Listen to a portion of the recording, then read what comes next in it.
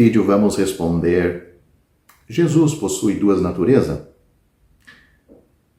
Para muitos, dizer que Jesus tem duas naturezas é um problema, porque nos dizem que os crentes também têm duas naturezas e estas envolvem um conflito, a carne e o Espírito Santo. Mas não existia tal conflito com o nosso Senhor. Ele é a união indissolúvel de duas naturezas distintas, a divina e a humana sem pecado. Essa divindade é eternamente, a humana é essencialmente e originalmente sem a possibilidade de pecado.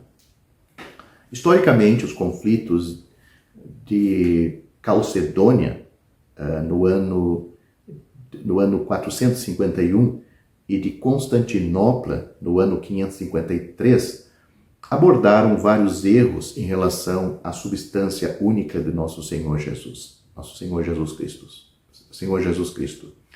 Os erros dos apolinários, que diziam que o Senhor Jesus não tinha alma humana, não verdadeiramente humana, e dos nestorianos, que afirmavam que Jesus era habitado por Deus, não verdadeiramente Deus, e também os erros dos monofisitas, que diziam que significa natureza única, colocando em perigo tanto sua plena humanidade quanto sua plena divindade, forçou confissões claras contra estes erros e concluindo que a união da divindade e da humanidade em nosso Senhor Jesus, eram reais.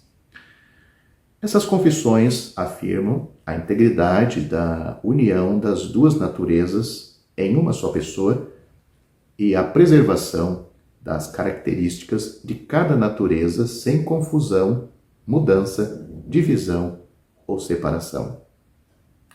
Jesus é um e o mesmo Cristo, Filho, Senhor, unigênito, a ser reconhecido em duas naturezas, inconfundível, imutável, indivisível, inseparavelmente, a distinção das duas naturezas, não sendo, de modo algum, tirada pela união, mas antes sendo preservada a propriedade de cada natureza e concorrendo em uma pessoa e uma substância não dividida ou dividida em duas pessoas, mas um e o mesmo Filho e unigênito, Deus a Palavra, o Deus o Verbo, o Senhor Jesus Cristo.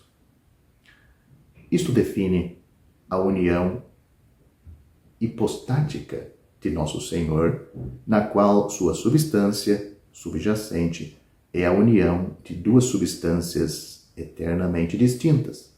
Ele é da mesma substância ou essência que Deus, verdadeiramente Deus do próprio Deus, sendo ao mesmo tempo da mesma substância ou essência do homem, ou seja, verdadeiro homem.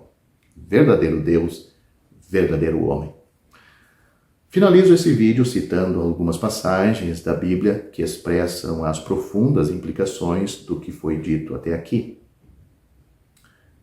Tudo o que eu disse até aqui, em palavras, em explicações, em doutrina, são baseadas nas Escrituras. Portanto, eu vou citar os versículos que apoiam tudo o que eu disse até agora. O anjo falou a Maria: eis que em teu ventre conceberás e darás à luz um filho, e por-lhe-ás o nome de Jesus. Este será grande e será chamado Filho do Altíssimo.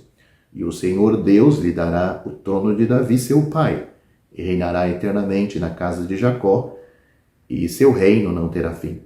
E disse Maria ao anjo: como se fará isto, visto que não conheço homem algum? E respondendo o anjo, disse-lhe: descerá sobre ti o Espírito Santo, e a virtude do Altíssimo te cobrirá com a sua sombra. Por isso também o santo que de ti há de nascer será chamado Filho de Deus. Lucas capítulo 1, do versículo 31 a 35. Outro versículo: no princípio era o Verbo, e o Verbo estava com Deus, e o Verbo era Deus. E o Verbo se fez carne e habitou entre nós, e vimos a sua glória como a glória do unigênito do Pai, cheio de graça e de verdade. Esses versículos bem conhecidos também estão em Evangelho de João, capítulo 1. Eu li o versículo 1 e o versículo 14. Outro versículo. Dos quais somos pais e dos quais é Cristo segundo a carne, o qual é sobre todos, Deus bendito eternamente. Cristo é Deus bendito eternamente. Paulo diz esta verdade em Romanos capítulo 9, versículo 5.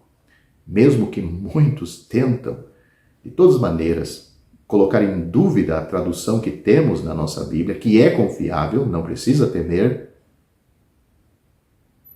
ela é confiável. Mesmo que muitos coloquem em dúvida, aí está um versículo muito claro.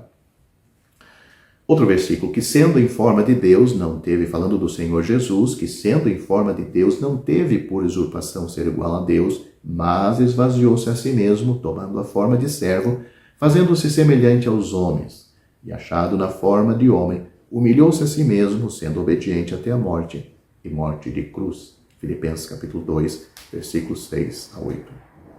Outro versículo, porque nele, em Cristo, habita corporalmente toda a plenitude da divindade. Colossenses capítulo 2, versículo 9.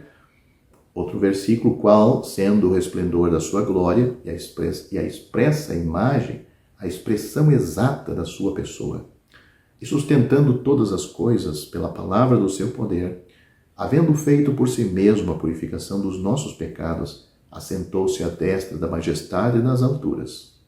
Mas do Filho diz, ó Deus, note essas palavras, mas do Filho diz, o Filho é Jesus, que recebeu o nome de Jesus, na eternidade ele não tinha nome.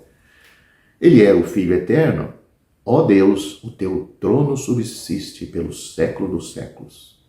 Cetro de equidade é o cetro do teu reino. Hebreus capítulo 1, versículos 3 e 8.